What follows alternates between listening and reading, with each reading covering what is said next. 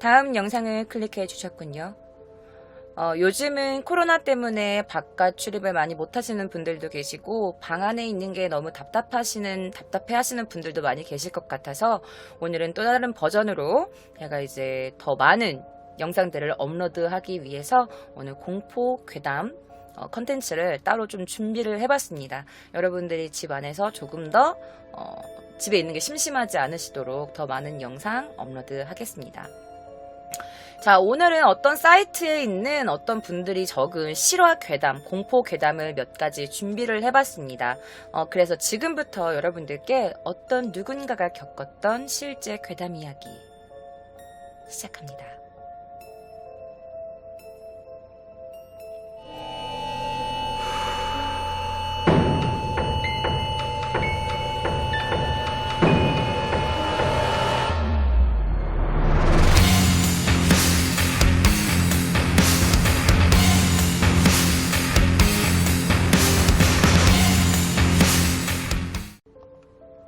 어떤 분이 이런 글을 남기셨어요. 동생이 생각날 때마다 드문드문 얘기해준 거 써봄. 지금부터 읽어드리도록 하겠습니다.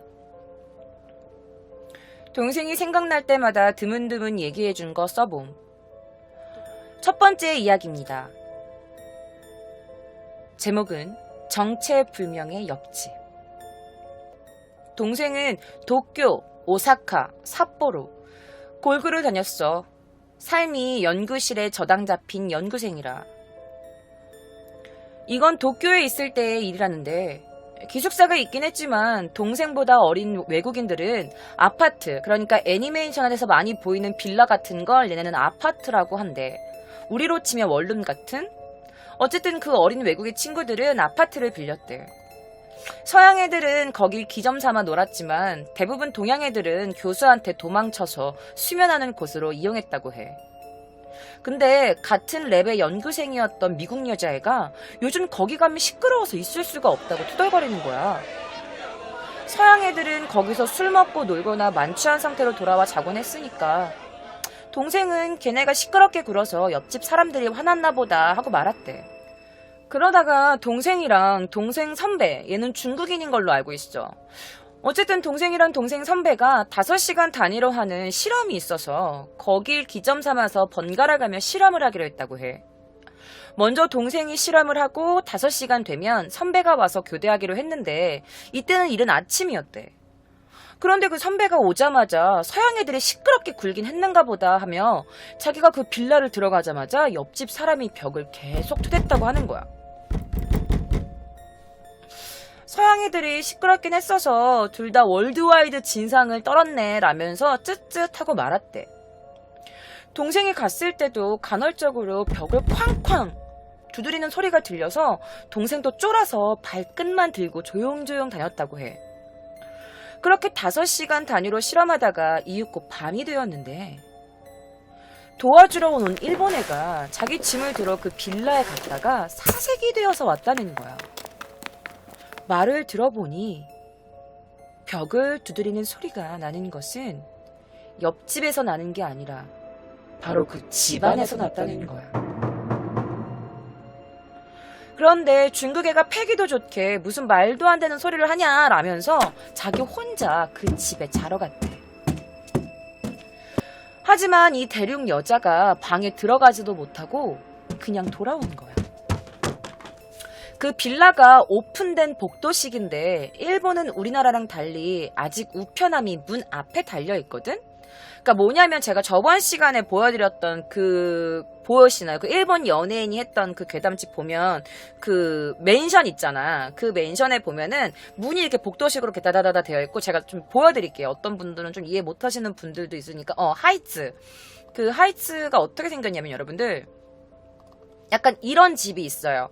이런 집을 보면 이 문 앞에 여기 우유통은 신문 넣는 것 같은 그런 칸이 현관문 앞에 이렇게 돼 있거든요. 저희 집도 그게 돼 있어요. 나중에 유튜브에 올릴 때 저희 집 현관문에 있는 그거를 보여드릴게요. 그래서 거기 보면은 막 우편함이나 뭐 이런 서류 같은 걸 거기다 이렇게 꽂아 놓는 사람들이 있거든요. 저희 맨션은 그 우편함이 따로 있어갖고 그렇게 하진 않는데, 이렇게 옛날 맨션 같은 경우에는 따로 우편함이 없으니까 그 집 안에 달려있는 거기나 아니면 문 안에 이렇게 넣어놓고 하거든요. 그래서 그걸 말하는 것 같아요. 자, 어쨌든. 자, 근데 그 옆집 우편함에 우편이 말 그대로 막 쑤셔 넣어지다 못해 다 이렇게 우편함이 이렇게 튀어나와 있었는데, 중국 그 여자애가 새삼 그게 신경 쓰이면서 뭐야? 옆집엔 사람이 안 사나? 라고 생각을 했대. 근데 그 순간 누가 이렇게 확 잡아당긴 것처럼 그 많던 우편물이 엄청난 힘으로 안으로 싹 하고 빨려 들어갔다는 거야. 누가 안에서 이렇게 다 끄집어 당기는 것처럼. 그 뒤로 이상한 소문들이 많이 나서 애들이 그 숙소를 잘 안 썼대. 그리고 알고 보니까 그 옆집엔 아무도 살고 있지 않았다고 해. 양 옆집 둘 다.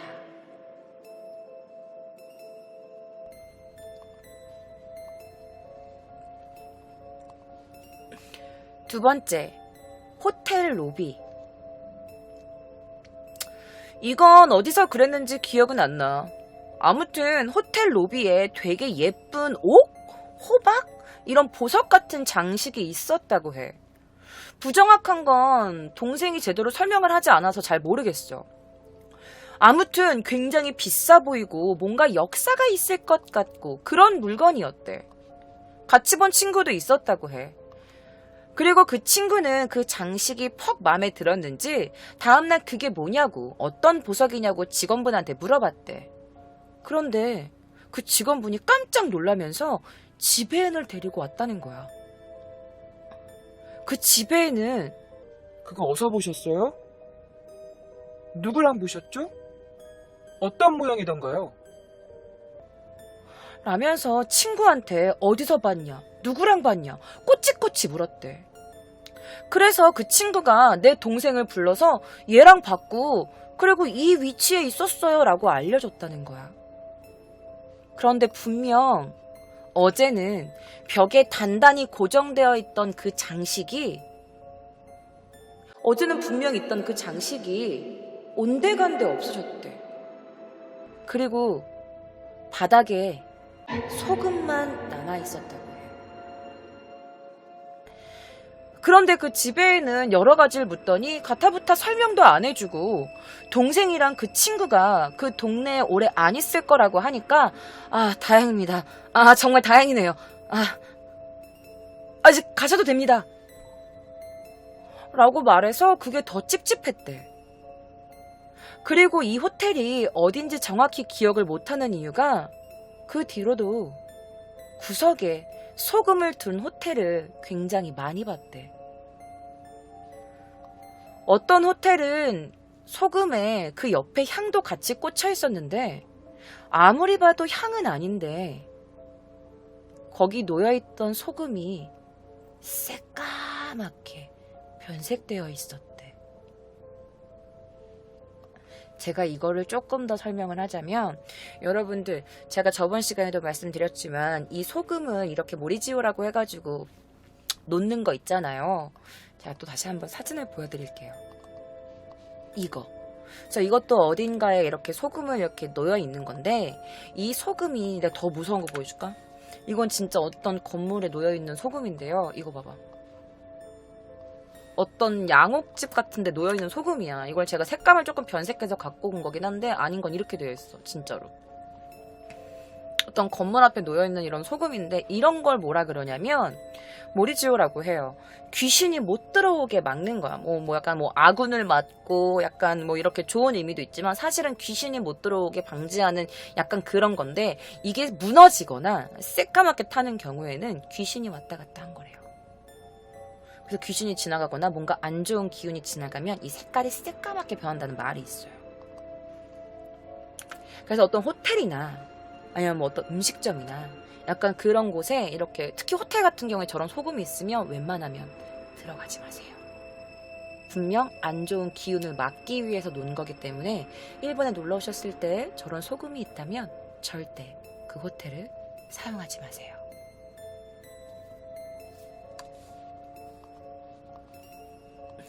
다음 이야기입니다. 다음 이야기는 인파 속 누군가. 계속 같은 분이 쓰신 글이에요. 내 동생은 매일 같은 길로 출근을 하는데 어느 날 갑자기 똑같은 벤치에 똑같은 옷차림으로 앉아있는 사람이 신경 쓰이더래. 그래서 어느 날 갑자기 저 사람 그러고 보니 왜 맨날 똑같은 벤치에 똑같은 옷만 입고 있지? 그러니까 평소에는 신경 안 쓰다가 갑자기 이런 생각이 들 때가 있잖아. 딱 그때였는데 그 사람이 갑자기 벌떡 일어나더니 자기를 막 쫓아오더래. 근데 사람이 많으니까 가까이 붙지는 못하고 내 동생 근처에서 계속 이렇게 알짱알짱 대더라는 거야.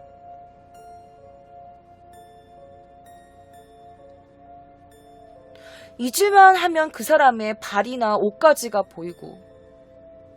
그런데 웃긴 건 여잔지 남잔지 잘 모르겠다는 거야. 성별이 불분명하대. 그냥 그 사람. 출근하고 사람 많을 때만 자꾸 그런 식으로 몇 번 보여서 뭔가 과학적으로 증명되지 않는 것은 믿지 않는 내 동생은 이과 여잔데도 계속 그 사람이 보여서 제법 스트레스였대. 그리고 동생 사수가 일본인이었는데 그 동생 사수가 갑자기 급하게 일을 그만둬서 내 동생이랑 내 동생 같이 연구하는 그 애들이 같이 고생을 많이 한 적이 있었대. 그런데 그 사수가 알고 보니까 절로 갔다는 거야. 절에 가서 자신의 남은 인생을 평생 위탁했다는 소문이 들렸어. 스님이 된 게 아니고 그 절에 보호를 받고 있대. 말을 들어보니 그 사수의 눈에 자꾸 어린애가 보이기 시작했대. 그런데 웃긴 건 그 어린애가 보일 때마다 점점 자라있다는 거야.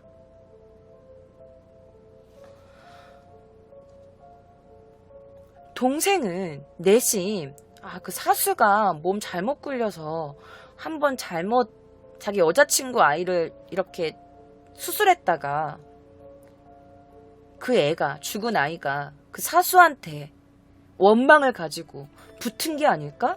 이런 생각을 했었대. 그런데 알고 보니까 주변 평판이랑 그 사수가 평소에 했던 행동을 보면 절대 그런 사람은 아니었다고 해. 그럼 그 선배 눈에 보이는, 그 사수 눈에 보이는 그 아이는 누구인 걸까? 어른이 됐을 때 어떤 일이 일어나는 거야?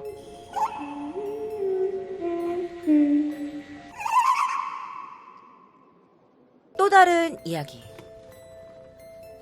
아노네. 이 말은 우리나라 말로 하면 저기요 정도의 뜻이야. 스이마센 とか 아노네 라는 이런 말. 근데 내 동생이 어느 날 심야 지하철을 기다리고 있을 때 일이래. 내 동생이 가만히 서 있는데 갑자기 어딘가에서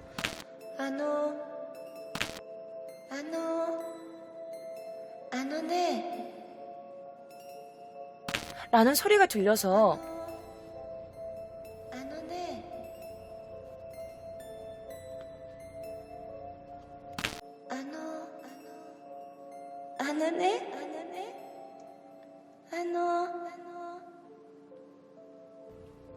이런 목소리가 들려서 주변을 보면 아무도 없고 또 목소리가 들려서 주변을 보면 아무도 없었다는 거야.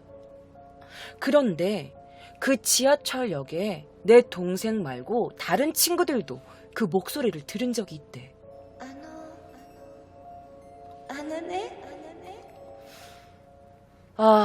이 글의 끝을 어떻게 내야 하지? 생각나는 건 나중에 또 글을 쓰도록 할게. 라면서 어떤 분이 자기 동생이 들려준 이야기를 적은 겁니다. 근데 사실은 여러분들 이거는 좀 외전 버전인데 일본에서 전철이죠, 전철에 뛰어드는 사람이 진짜 많아.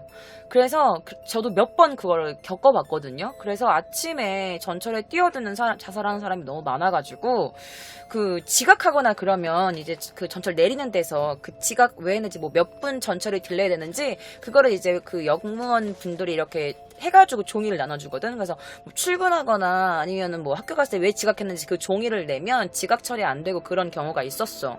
근데 아침에 이렇게 인명사고 같은 게 되게 많아. 그래서 막 그 청소하고 막 하면은 진짜 시간 되게 오래 걸리거든요. 그래갖고 일본에서는 법으로 정해놨어. 만약에 전철에 뛰어들어서 죽는 사람이 있으면 그 가족한테 나라에서 돈을 받아. 내가 듣기로는 1억이었나? 그랬던 것 같아.